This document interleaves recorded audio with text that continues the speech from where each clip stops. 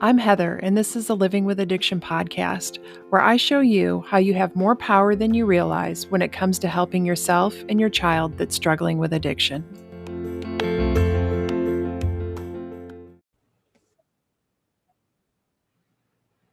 Okay. I was not expecting that. Hey, everybody. I am recording with a guest today on Zoom. And when I hit record, it said this meeting is being recorded. So you might even hear that at the beginning. So, as I said, I have a guest on today. Her name's Colleen, and she is a life, health, and recovery coach. And we met on Instagram, which I feel like I'm meeting more and more people on Instagram lately, which is funny because I was so resistant to getting on there initially. But, we just started talking as women who both have a coaching business. And next thing you know, I'm her coach. And it was unexpected because she didn't have a child struggling with addiction. But I've loved working with her because it's been really fun to watch how much you really dig into making changes. Like, you don't mess around. If something is not working in your life, then you go after it and fix it. And I love working with clients like that because it's a fast pace. And so we're going to talk about two things today. One of those things is what it's like to work with a coach one-on-one, getting that perspective. And the other thing is Colleen's work as a recovery coach. And I want to talk about that because recovery coaching has been around for a little while, but not everybody understands how it works or what it's about. And I love bringing new options to people. So I want to share that with the audience. But before we get started, do you want to introduce yourself, Colleen? Well, I'm Colleen Kachmann, and I am 47 years old. I am a life, health, and recovery coach, like you said. I started as a health coach because I went vegan, which I know I don't use that word anymore, but I love cooking, and so I started kind of in plant-based nutrition, and then recipes and cooking classes and all of that. And then after my own journey into sobriety, I just found the whole recovery and broader scope of life coaching to be transformative for me.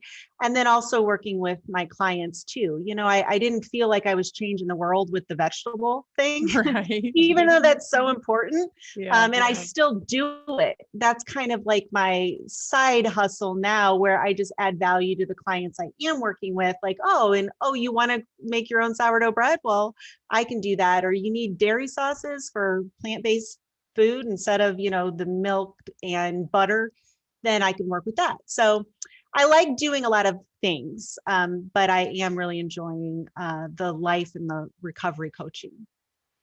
Yeah, I mean, you've even helped me with a couple of recipes because I'm trying to change my diet since my diagnosis and just trying to be healthier in general. So, I mean, I love watching your videos, and because it can be overwhelming and daunting to make big changes like that, and you make it look so easy.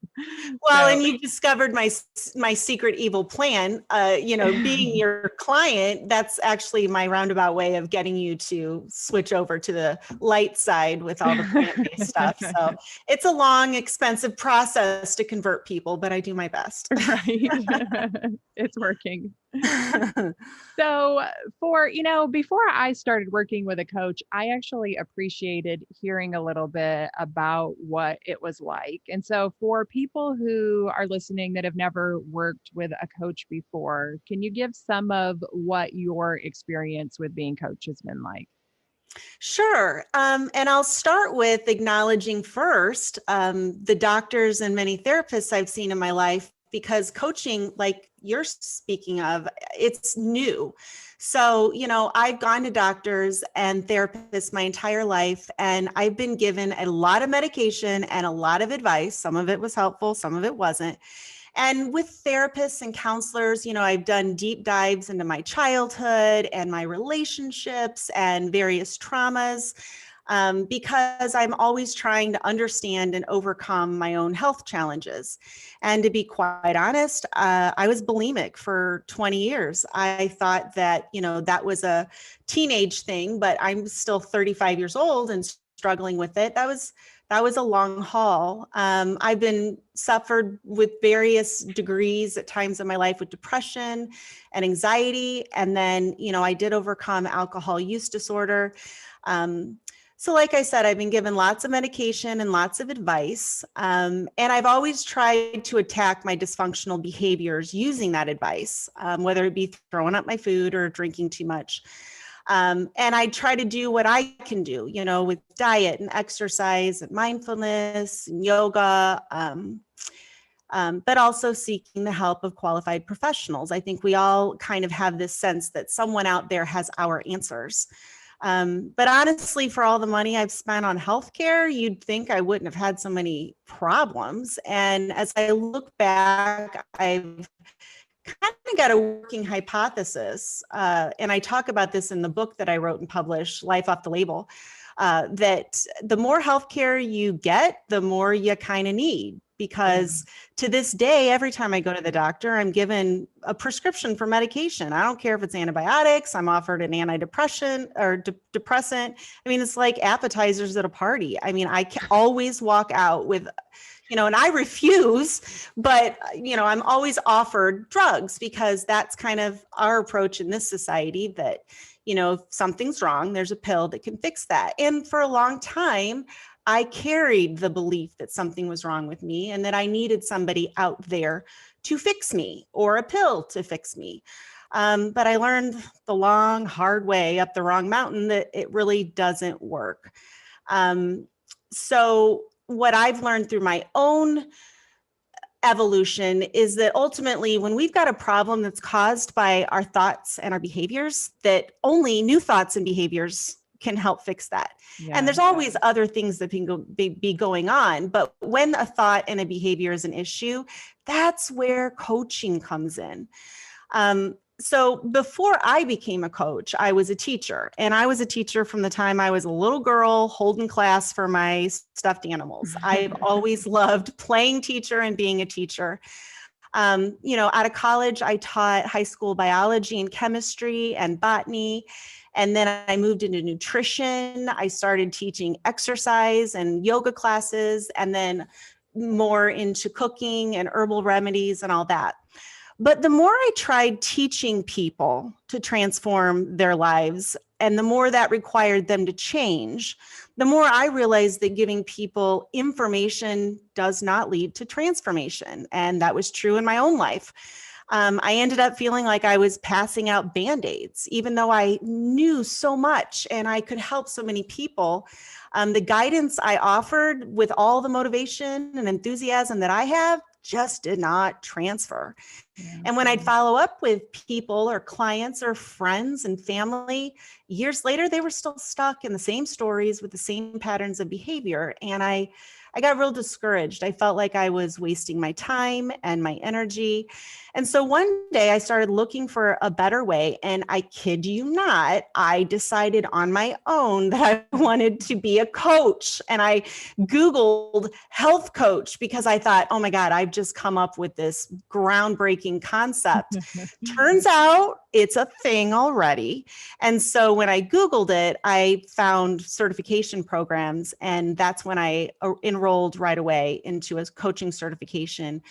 And that challenged everything I thought I knew about helping people. I learned why telling people what to do without any context to their existing beliefs, their home environment, their relationships, their values and strengths and what they want, telling people what to do does not work. Because, and this is what we learn in coaching, people believe what they already think. Even if cognitively they understand there's something illogical and they know it's not working. When it comes to lifestyle, the expert model, which is our doctors and our teachers and our healthcare workers and all the people we go to for advice, that expert model is akin to giving somebody your own eyeglass prescription and expecting them to be able to see. It just really rarely works. And so I became a coach, and the strategies that we've been taught and that I experienced then had a massive impact on my ability when I worked with people. And so consequently, I wanted to know more and get even better because, as you know, coaching is a skill set. I mean, our first instinct is to just tell people, oh, there's your problem, here's Right. your solution. So after my initial certification, I went right into a master's degree. And then from there, I've gone on and earned multiple specialty certifications. So there's so many things that you said there that were good that I want to touch on. And one of them is that feeling like something is wrong with us. And so we go to the doctor and then we get a pill that addresses the symptom, but it doesn't really get to the root cause of what we're dealing with. And I mean, I've done that too. Like I've been on antidepressants a couple of different times, but they just made me feel very numb. And it just, I can remember being also nervous though about not taking them anymore. I went through the process of getting off them. And it was actually once I had started working with a coach, kind of gave me the confidence in my skill set to be able to do that, to try a different route. But before that, honestly, like I didn't know what else there was to do. And not to say that some people don't have specific brain chemistry issues that they need help with, but that was not my case. I just didn't know any alternative that literally that it could just be as easy as changing my thoughts would change my life. So I did the same things that you did. I went to all the doctors, all the different people, and nothing ever really made things actually better. And then you think about like now me with having breast cancer, like I have all these different doctors, and I am very careful about what you said, something about like the more you go to the doctor, the more you're going to go to the doctor, which is easy to get caught up in with breast cancer. And so I'm so glad actually that I have the discernment now to really kind of drive my care, because as I'm listening to you talk about that, I'm like, yeah, if you don't have the tools, then it is so easy to get caught up in that system of always thinking something's wrong with you and never being able to really get the real solutions. So, what initially attracted you to working with a coach? Well, to be honest, I was a coach before I worked with a coach outside of coaching. I mean, obviously in coaching, we coach each other and that's how we learn. Right. But I never sought outside of that help with the coach. So the first time I did seek help or support, I guess would be a better term for coaching, is after I quit drinking. And I had, one day I just made the decision, this is not working. It's a problem. I feel like I'm losing control. And so I had quit drinking, but I wasn't thriving. I felt more like I had kind of pulled my car over off on the side of the road, and I wasn't sure how to get going again. It was a little, I felt stunned, to be perfectly honest. I was so happy that I was doing it and it felt so good to be free of alcohol and that cycle, but I wasn't thriving, like I said. And I was spending a lot of time in my head going over the past and trying to figure out what had happened. I mean, how did I become addicted to alcohol? I'm a vegan extraordinaire and I teach yoga. Like, how could that have happened to me? I always thought of myself as a responsible drinker. I drank regularly, but I didn't think that I was abusing alcohol. So I was trying to figure all that out. And in that, I did see a therapist for a few months. But then I got real sick of navel gazing and talking about the past and writing in my journal and all the things that are necessary. I just needed something more. And so I knew if I wanted to move forward and really reconnect with my purpose, I needed a coach. This is before I signed up for an 8-week package with a recovery coach, somebody that kind of specializes in, early sobriety. Mhm. And I got him on a podcast that I listened to, and it was great. Those 8 weeks, I made huge progress. he really helped me identify the fears and the limiting beliefs that were holding me back. And he gave me accountability, which is huge, and guidance so I was able to move into action. And then I got into action and started, trying to get my coaching business going again, switching from plant-based nutrition into recovery. And I wanted more support. And by then, having seen how powerful those 8 weeks were, that was when you and I connected. And I'm like, I'll have whatever you're selling. Like, even if I have to, I don't have a kid that's addicted, thank God. That doesn't mean it won't happen. Mine are still transitioning into adulthood. They've got lots of time, but I just really liked the way you kind of approached problems from listening to your podcast and from you and I talking. And that was it. I was like, please take me. It's interesting how, and this was my story too, that it takes desperation for us to get to coaching. Like, I wish that we, and maybe as more coaches come out in the world and more people like you and I talk about it, that it won't be approached from a place of desperation. Like, more people will come to it from a place of just empowerment and wanting to do better with their lives. But unfortunately, I think that's the case, that so many people have to be desperate enough to try it. And that's, well, that was and the same thing with me. If I can share, when I came to you, I was desperate, and I did your 12-week package. And then I really had to make a decision when I renewed with you, because we together had moved me to a really good place. So I didn't feel like I needed coaching, but I feel like something clicked in my head. And now I notice, you and I are only meeting every other week instead of every week. And it's kind of just like emotional hygiene. It's just flushing the toilet. And so I noticed that when I bring a problem to you, it's a lot smaller. Like, sometimes I feel like, well, why you got to bring that up? Well, because I'm paying you to help me work through this. And so I'm finding that my bottom has come way up because I work with you regularly, even though I don't have a crisis or, I'm not actively needing specific direction. You and I just bring whatever's going on in my life. We work through it, and I'm better because of it. So I'm sold. I will always have a regular coach on my support team, on my staff.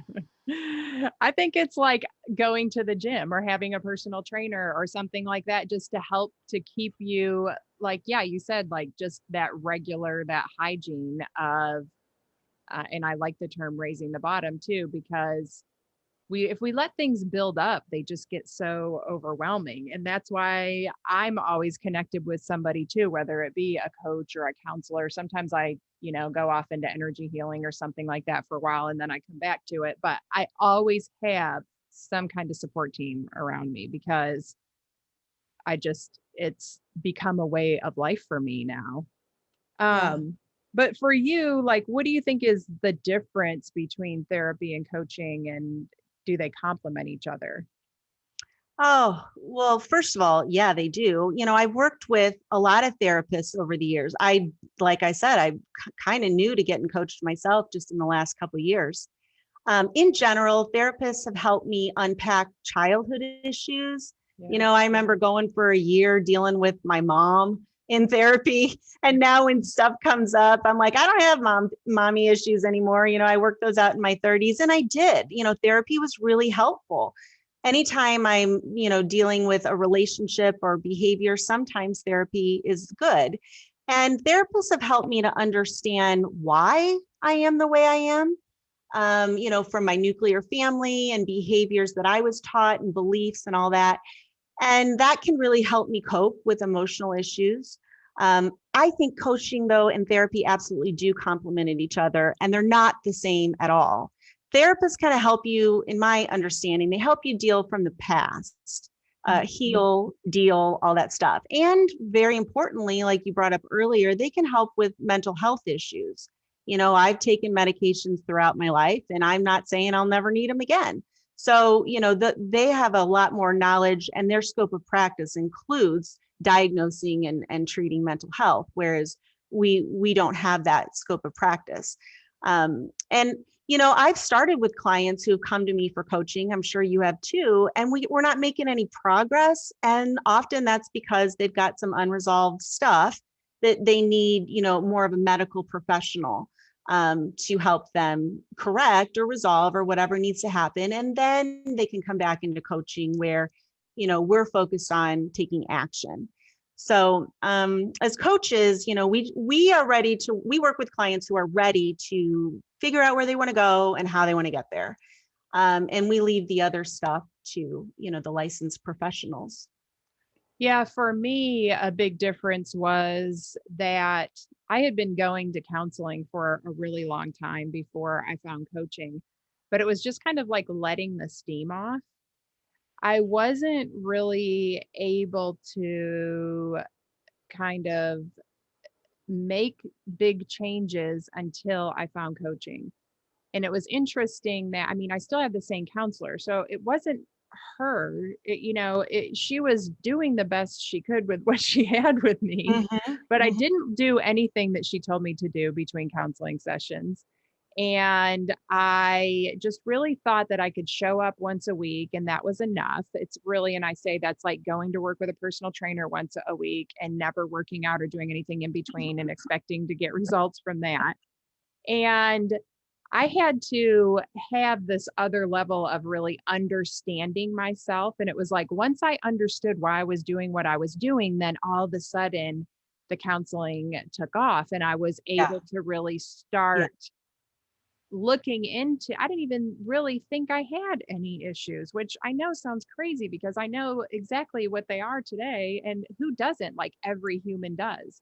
But that's like, I was just living in denial of everything. I couldn't crack that open until I had coaching. So I think that they really complement each other too. And now I learned so much more in counseling than I ever did. So I think that, they really do complementing each other. They just are different. And I agree with you that coaching is more working on your future and counseling helps you like resolve your past.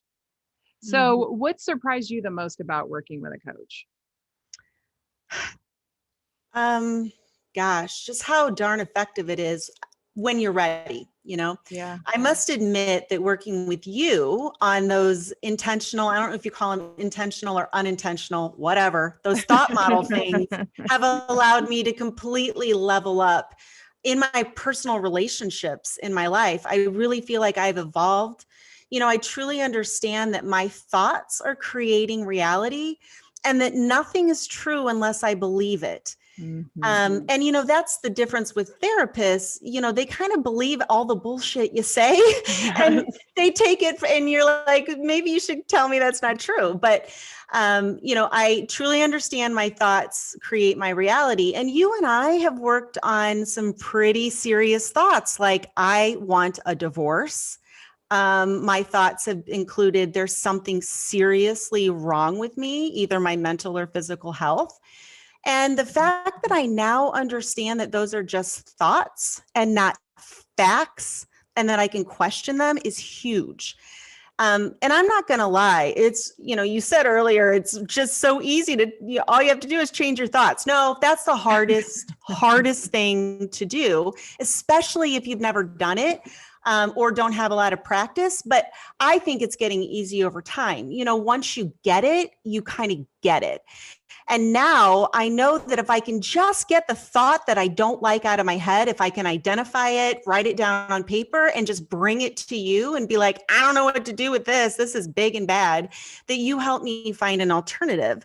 And, I'm even now doing it on my own. Last week, I was super busy feeling bad about myself because I haven't been exercising like I normally do. I've been working a lot and going to either hot yoga or the gym for an hour, that's multiple hours by the time you factor in hair and makeup and all of that sort of thing. And right now that's just not fitting with my goals, that other goals that I'm working on.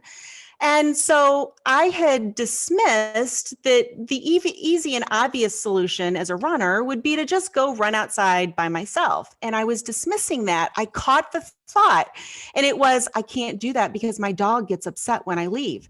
I was not going running because my brain was telling me, well, if I did, my dog would be upset. So, oh my gosh, when I realized, I heard the thought and I caught it and I was like, whoa. And I literally laughed. And so I quickly, then once I realized that thought's not even true, my dog, she doesn't care. So I started running for 15 or 20 minutes real fast, and then coming back and taking my dog for a walk. And it's quick and easy, and no dog is harmed in the process of that workout. So it's just funny because I was just letting that subconscious thought that, well, I would run, but I can't because of my dog. Really? You can't? Is that really true? No, it's not. That I think is so funny about the dog, because I'm the same way with my dogs. I will, and one of my dogs is having a bad dream right now. That's his cat something. I was trying to comfort him while you were talking. But I will do the same thing. I'll think like, I need to go home. I've been gone for 2 hours. My dogs are probably upset. Mhm. Where does this thinking come from? Yeah.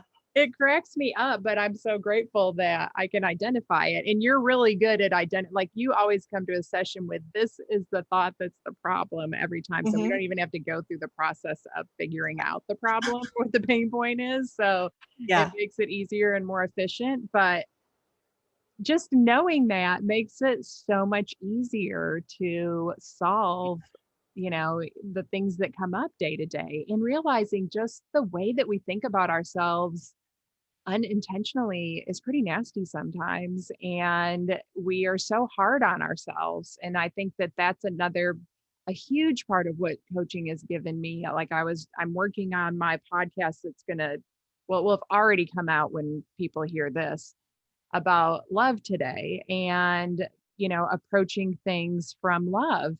And coaching really gave me that perspective too, and helped me to understand that, like having love and compassion for myself and others in a way that nobody had ever really taught me before.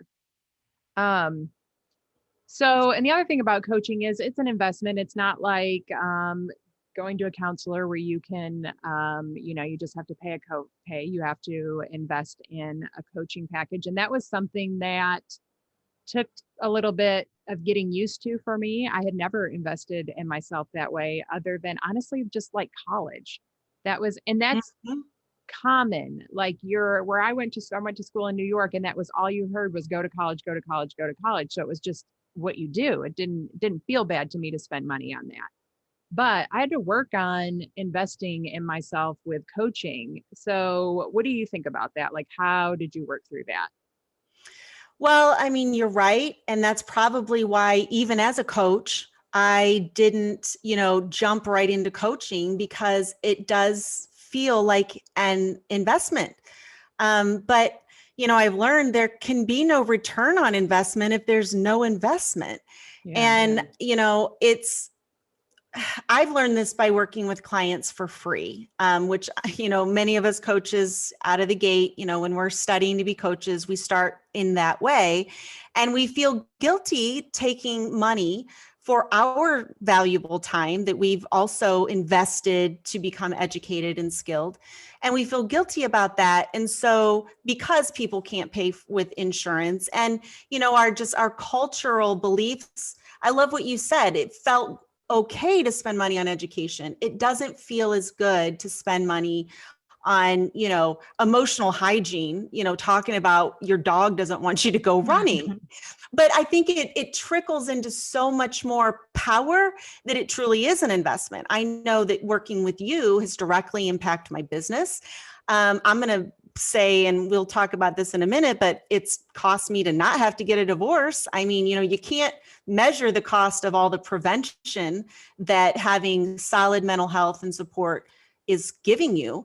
So, and I even if you can find somebody that's, free or less expensive, I have found that even though I show up to those client calls with great intentions and they show up respecting me, my time, the results just aren't there. And, when I look at my own life, I can see why, because I've never gotten very far on free or super cheap advice either.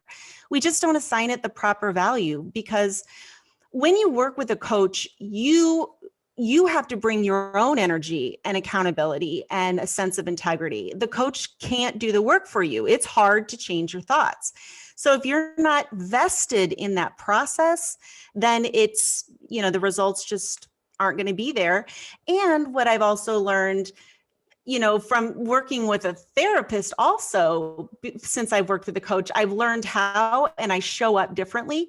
And it really doesn't matter that much, what the coach's strategy is. Every coach has a unique strategy. And let's be honest, some are better than others, just like there's better doctors and better therapists. Yeah.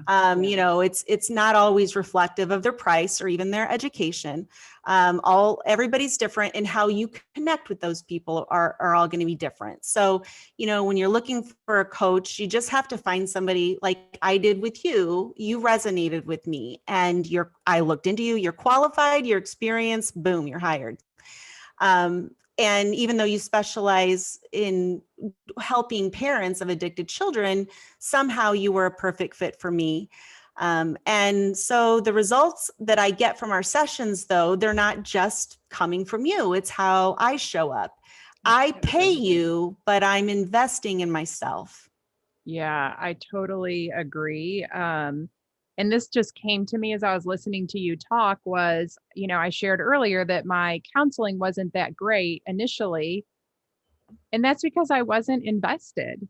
I actually $25 copay. Who cares? Right. Yeah. I think mine's like ridiculously low. It's only $15.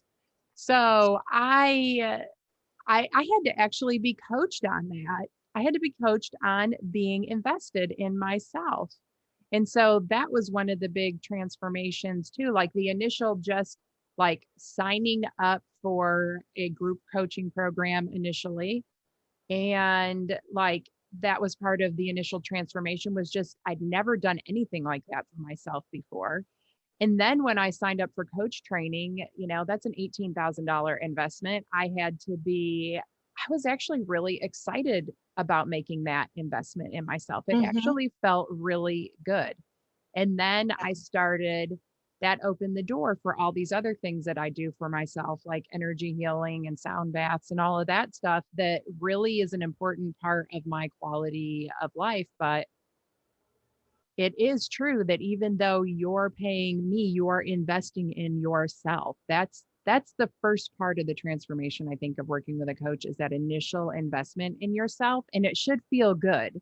Even though you're a little scared, it's like buying a house or a car or something. You're a little bit scared. You're a little bit nervous, like, oh my gosh, what am I getting myself into? But you're also really excited about it. And so it's a fun feeling.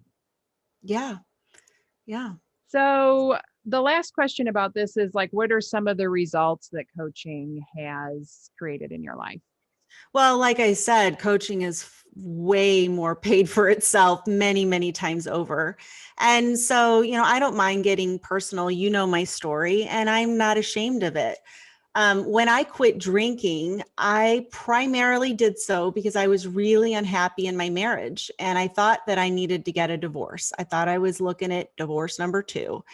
And I didn't want to quit, or I didn't want my husband to point to my drinking and say that it was all my fault. I did know that my alcohol was a problem, but ultimately I felt that our relationship was the problem. And quite specifically, I thought he was the problem. But after I'd been sober for a while and did the work with my first coach and then started with you, I was able to separate my feelings and my thoughts from the actual circumstance. And whoa, without even directly working on my marriage in all of these coaching sessions, I was able to see how my own codependent behaviors were creating a lot of my problems. At one point, I was crying at my husband and accusing him of not caring about any of my needs. He doesn't know what they are. He doesn't care. He doesn't show up. And it was at a time when he was like listening to me, and he said, okay, I hear you. What needs am I not meeting? Like, how can I be a better husband? Well, and then I just started crying harder because I realized I could not answer that question. I mean, well played. He said, "What needs do you have?" I could not name one. I had no concept of what my needs were. I just felt like my needs weren't being met. But in the end, I was neglecting my own needs. And so as I started making self-care a priority, which sounds so like woohoo, I mean, we think of self-care as pedicures and proseccos and did you shower and do your hair? It is so beyond that. But I started making self-care a priority and learned how to put boundaries into place, which I had never done. And he started responding to those boundaries because I did it in a loving, caring, thoughtful way. And I stopped resenting him. I slowly changed the rules in our relationship. And he didn't have any drama. He was like, "Okay, so I guess, you're not going to do that for me anymore." And I was like, "Yeah, no." And so then as I move forward, every time I found myself angry at him, I used it as an invitation to dig into myself. And seriously, like, I'm still shocked. 90+% of my crap that I was angry at him about was ultimately on me. There were things that I had agreed to that I didn't really agree with. I wasn't being honest about my own opinions and, unknown needs.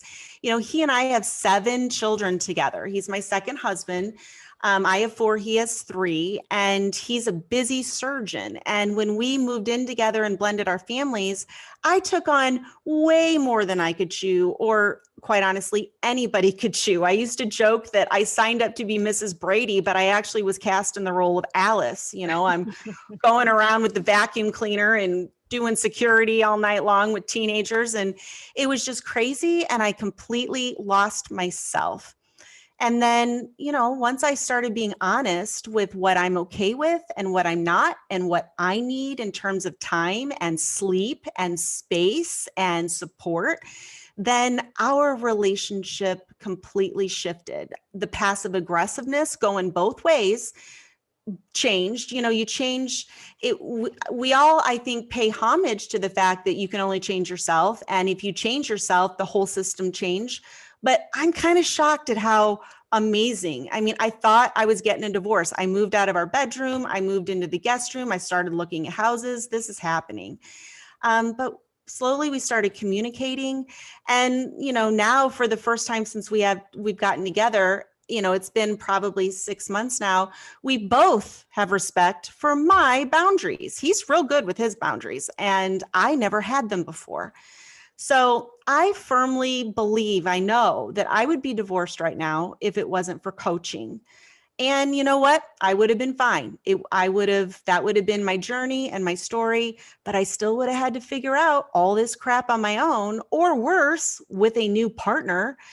And I'm really glad I got to skip that part. I'm really grateful that my current husband is willing to work with me through all of this. And I don't want to oversell this.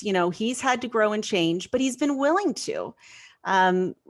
It takes 2 to suck the fun out of the dysfunctional situation, and we're still working on it, but gosh, we're doing better. We like each other again. And I just feel comfortable and confident that, we can communicate and work through any conflicts that come up. So, and it's coaching that gives me the tools to stay the course, because I bring my little issues to you and I session and I work through them. And sometimes it requires me to have a conversation with my husband, and usually it doesn't. Usually it's just me. I love the power of owning that, though, because it really is so powerful that, like, he doesn't even have to know that most of this stuff happened, right? No. Like, he never even has to know that all that was going on, when before he would have had to know because it was him and he had to fix it. And that's that powerlessness that we get stuck in. And this, I want to point out, is literally every marriage. Yeah. And it's, parts of it are very similar to even the parent-child relationship, with feeling that they are the problem and that they have to change. and that, as you pointed out, one person can change. And you said that your husband also responded and changed too. But I think that part of that was you creating a safe space for him to do that. Well, and creating and being okay with him not being okay. Yeah.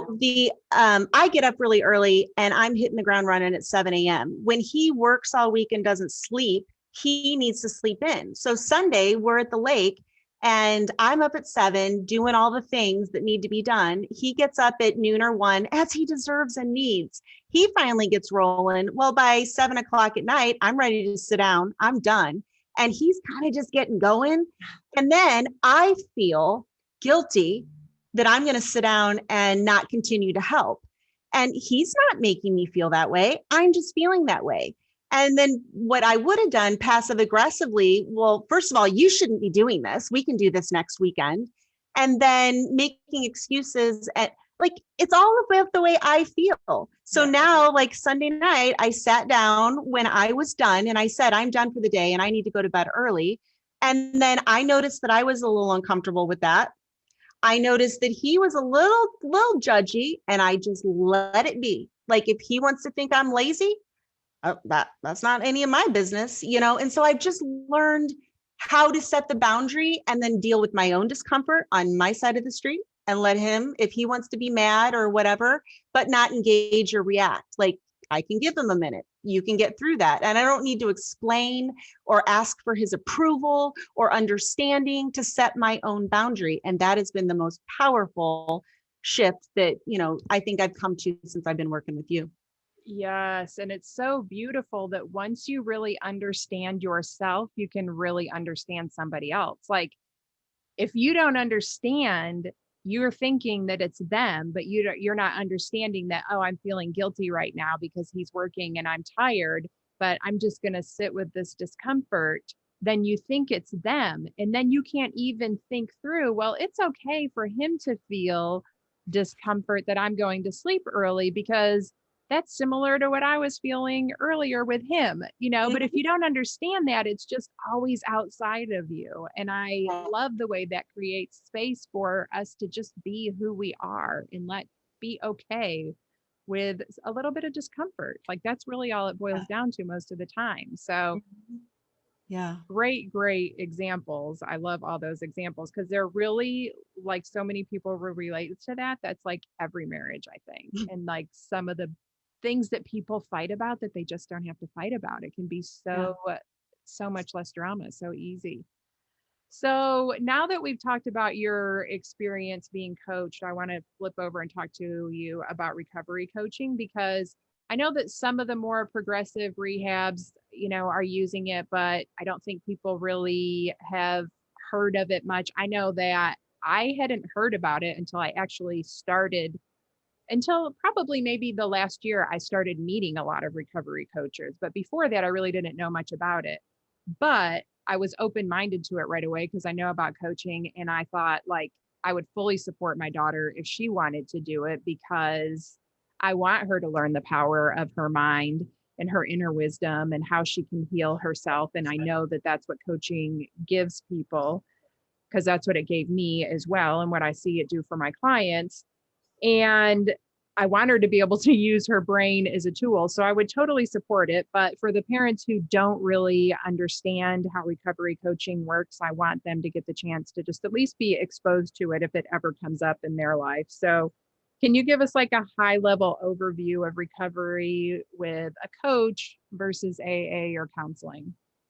Well, first, let me be clear that coaching, it doesn't have to be either or.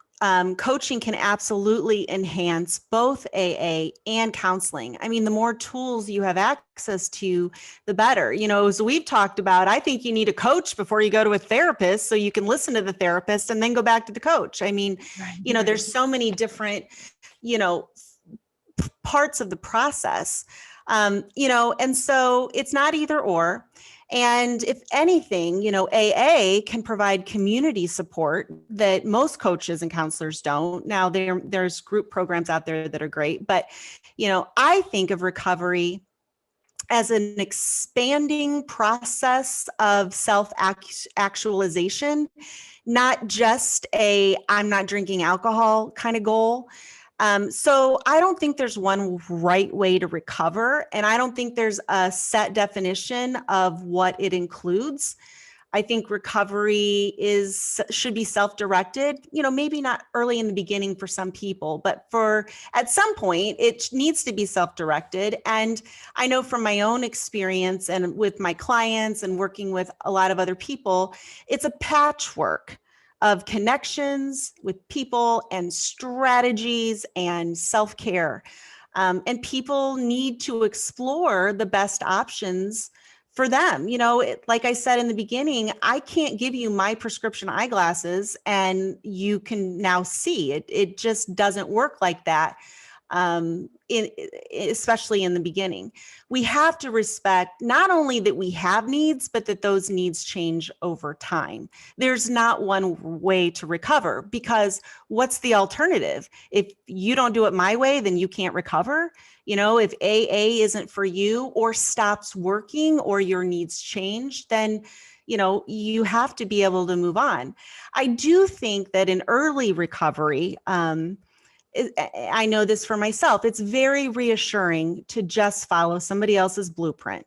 Just do what you're told and get through, at least the detox process and maybe those early days. But if a recovery program is actually doing its job, people then start to think for themselves and realize they need to add and subtract what else works for them.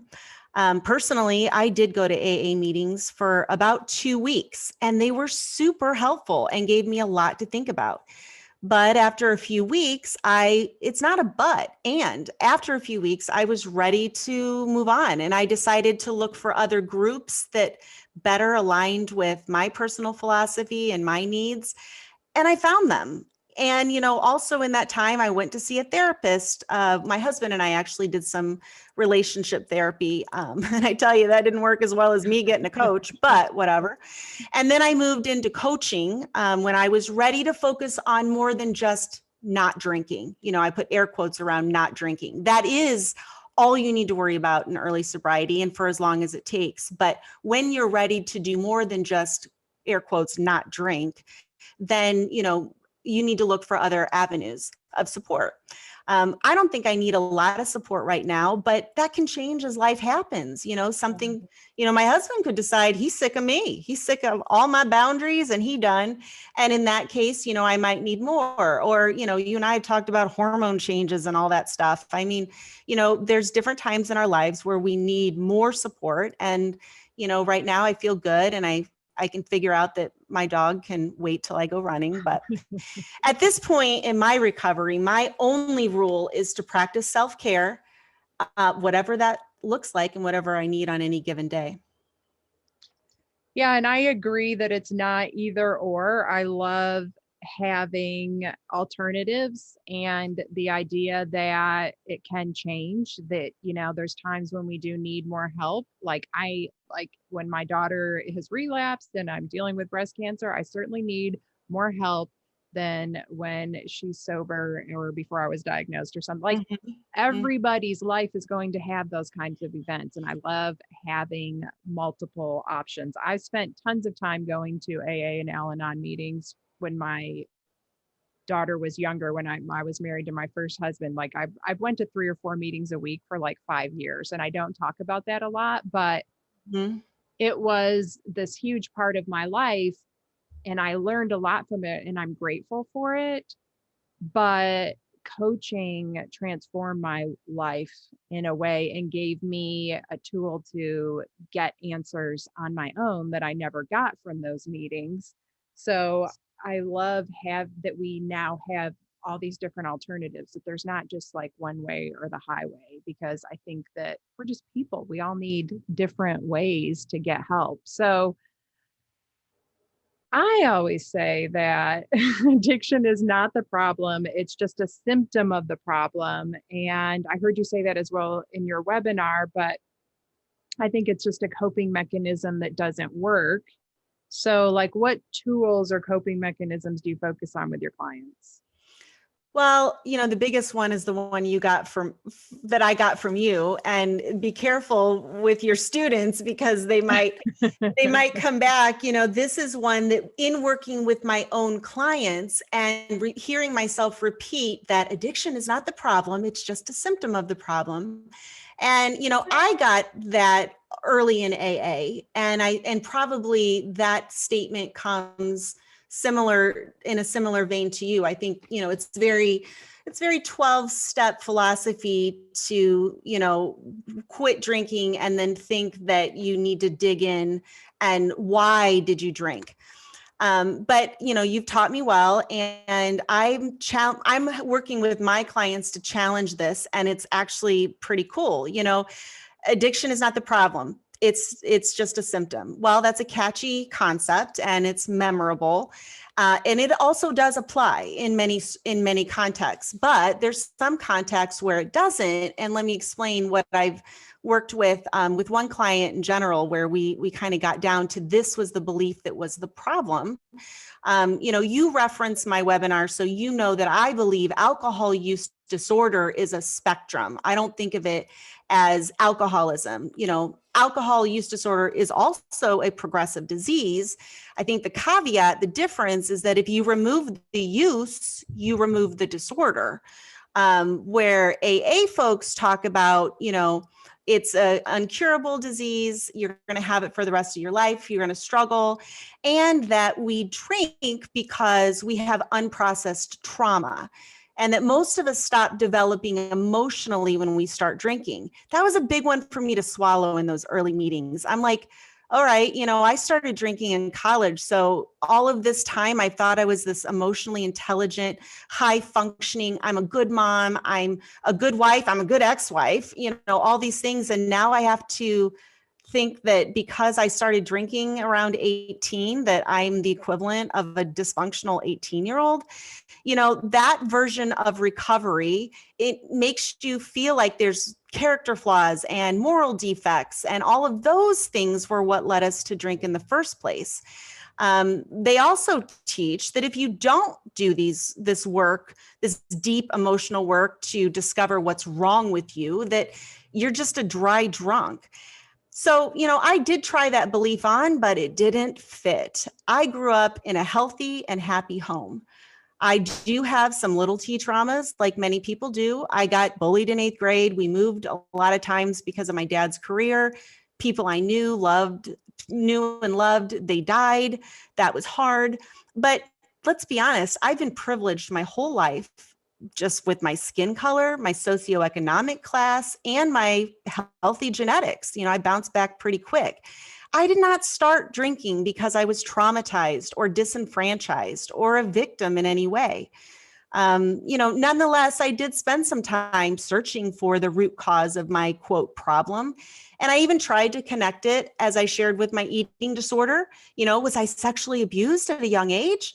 Well, probably not. My mom didn't work outside the home. Do I have an underlying mental health disorder? Well, maybe, but I'm sure doing well right now. So I stopped looking for the source because I learned that most likely I drank because it felt good and it was fun. I mean, duh. And I kept drinking because alcohol is addictive. That's the problem right there in a nutshell that I have with the AA philosophy. That we get addicted to substances because there's something wrong with us, when actually it's quite normal to get addicted to an addictive substance. Look at all the people who smoke. Look at all the people, if you've ever been in an airport, lined up in the back of that Starbucks line. I mean, something's going on with there. And it sounds like, only an addict would stand in a Starbucks line for an hour and a half that weaves through 2 terminals. It's those people that are smoking or drinking coffee. We don't look at them as addicts, but they're smoking or drinking because they feel bad if they don't. Nicotine cravings and caffeine withdrawal makes people agitated. Well, so does alcohol withdrawal. And when I came to understand that regular drinking leaves us with really high levels of stress hormones all the time, our cortisol and adrenaline levels are through the roof because alcohol, or the brain, has to counteract the depressant effects of the alcohol. Alcohol depresses us. It slows down our central nervous system, and our brain doesn't want us to get so relaxed we forget to breathe. So I realized that for the most part, I didn't drink because I was depressed and anxious in my childhood. I was depressed and anxious because I drank too much. So I really believe that while, of course, there's other things going on in my life and everybody's life, and there's no one root cause to any, chronic lifestyle problem, but ultimately my addiction to alcohol was my primary problem. And quitting drinking and eliminating the alcohol in my life solved the majority of my mental and emotional issues. And it expanded my bandwidth so I could deal with the rest, get a coach, and talk to my dog about, going running. So I have a lot of similar beliefs in that it's definitely a spectrum. I probably drank somewhere on that spectrum for sure at some points in my life. And I had somebody on one time as a guest, and she was talking about how, like, when some people drink, their serotonin shoots up. And so those are the people that really like to drink. And then other people that they don't have that same reaction. Like, I'm thinking at some point in my life, I was like that, and now I'm not. Mm-hmm. But I look at drinking as like, or any other use as like a buffer, like the same as overeating or overspending or gambling or overdoing anything. Like, it's like just trying to do it so that we don't have to face whatever's bothering us. Mm-hmm. So it's similar, like it feels good, like you said. And I think it's really a different way of the kind of the same similar belief that we do these things because we want to feel better, and that's what makes us feel better. Yeah. And I agree that I don't think that everybody who drinks or uses necessarily has a huge trauma. But I think some people do as well. But I think it's still, for everybody underneath, it's just a coping mechanism. It's just that some people use cigarettes or Starbucks or overworking or whatever is their coping mechanism. Well, I definitely think that. And I'll also, just look at it from another angle. Because I was drinking, I wasn't coping. So it's, which came first, the chicken or the egg? For me, I really believe that because I was drinking, I wasn't practicing that emotional hygiene. I used to have this saying, well, I'm just going to drink through it. And so the longer you drink, the more you're removed. And when you do quit drinking, the more opportunities you have to dig in, because it becomes a practice to not deal with your feelings. So I definitely think there's room from both angles to see that. Yeah, and it's interesting that we use alcohol to feel better, but it's really a depressant. So can you talk about how a negative mental state and drinking are related? Oh, I don't know if I would have even ever gotten addicted to alcohol if I had known what I know now. We forget that alcohol is a drug. It's the only drug in our society that we have to justify not using. Why aren't you drinking? Do you have a problem? Like, what's going on with you? It's presumed something is wrong with us if we're not drinking. But, the withdrawal from any drug, alcohol is a drug, is always the equal and opposite reaction to the drug. So to speak to your point that it makes you feel good, well, alcohol releases 2 to 10 times the amount of dopamine as normal activities. And that's probably speaks to some genetics. I do think I had a higher dopamine hit. I felt really good when I drank, and other people, they're like, meh. So, but regardless of how much more, it does stimulate an excess, an unnatural amount of dopamine in the brain. And because of that excess, the brain stops producing dopamine in response to normal activities.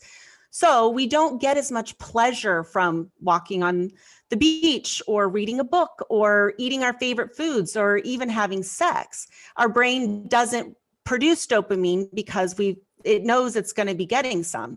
So drinking really saps our joy.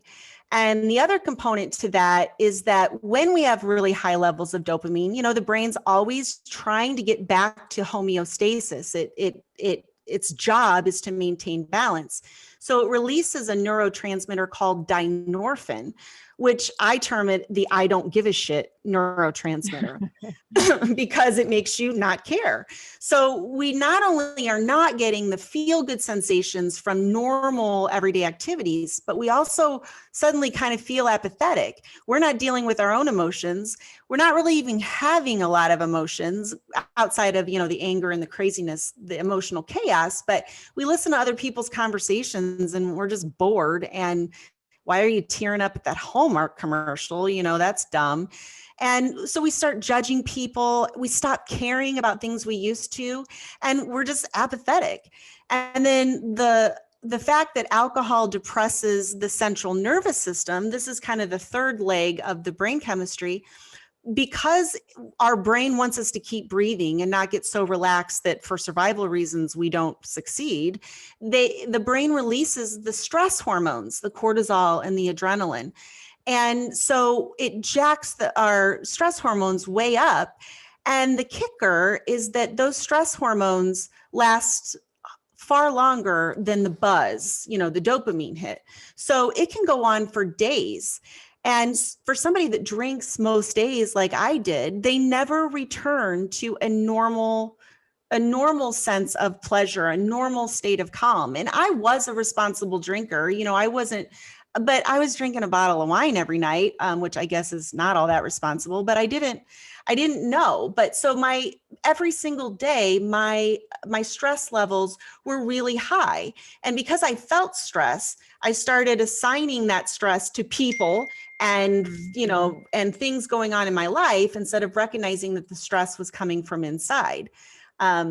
So I just was in a chronic state of high stress and it felt normal. So I didn't really realize that. I thought it was all the things in my life that were the problem. And even when I took a night off, or people, they only drink mostly on weekends, there's still a lot of agitation and apathy because it can take multiple days to withdraw from your last drink. And so that's why it's so hard to moderate or cut back, because I used to say, well, I'm not going to drink tonight. And for sure, 5 o'clock would come and go and I'd handle that like a rock star. But by 8, I really was truly suffering. I was really agitated and didn't feel good. And ultimately I'd end up caving in, not because the drink made me feel so good, but because not drinking made me feel bad. And then that becomes a cycle. And as you know, with thought patterns, the more you think a thought, the more it becomes true. So the I need a drink and a drink will make me feel better, that becomes true. And then the apathy that's in our brain, I don't care, this is stupid, I hate you, I want a divorce, there's no point in any of this. Those mantras also kind of infiltrate our reality and we don't challenge them and we just continue. And so, I can see beyond any physical effects that alcohol truly compromised my mental health and kind of kept me in a chronic snowball of negativity. Yeah, it's interesting. Like that changed for me on its own when I was used to drink when I was younger. And I felt that great high from drinking. And I didn't really have much consequence from it the next day. But then as I got older, it didn't feel good when I drank. And I felt awful the next day, like the withdrawal, the depression, I would feel like crying all day. It was like having the worst PMS or something. I mean, it was just not worth it to me anymore.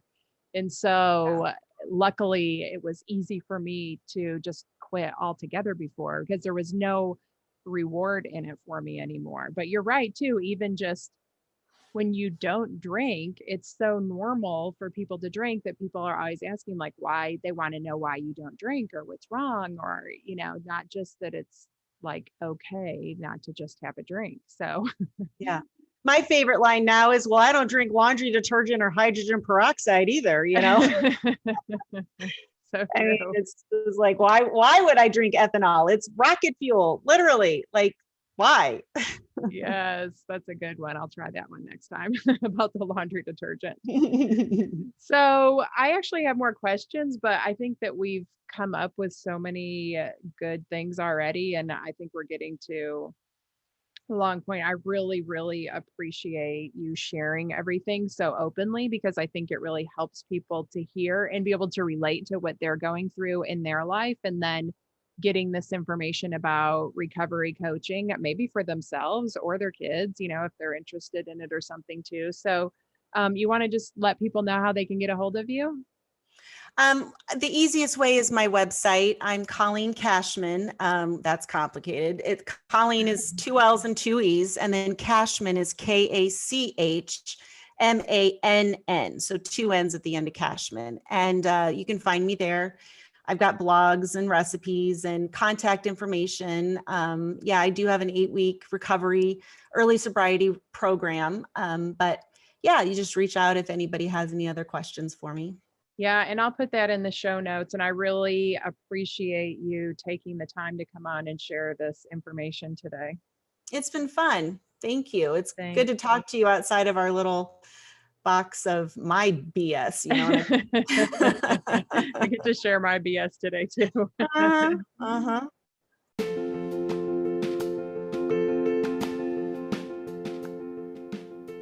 Thank you for listening to this episode. If you want to learn more about my work, go to heatherrosscoaching.com. If you want to help other parents who are struggling with a child's addiction, you can do it 2 different ways. First, you can share the podcast with them directly, or you can share it on your social media. Second, you can leave a review. Talk to you next week.